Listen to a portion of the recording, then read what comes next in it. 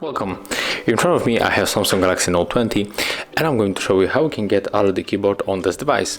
So at the first we have to move for the Play Store, tap on the search pool and type here LED keyboard.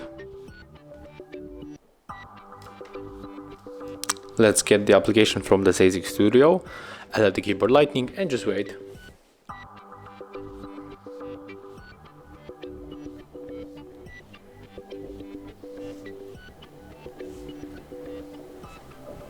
Okay, right now we can open the application, click enable, tap on the switcher, click OK 2 times, go back, click select, switch to our LED keyboard, and here we can choose the theme, and I think that the bus it is the unlimited, so let's tap on it and click to save the keyboard.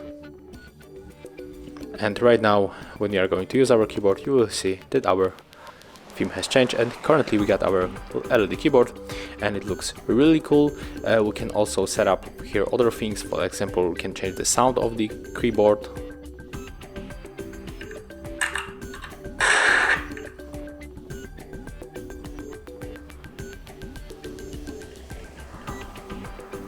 So let me just volume up and you probably hear this sound. And yeah, that's how it looks. Thank you guys for watching.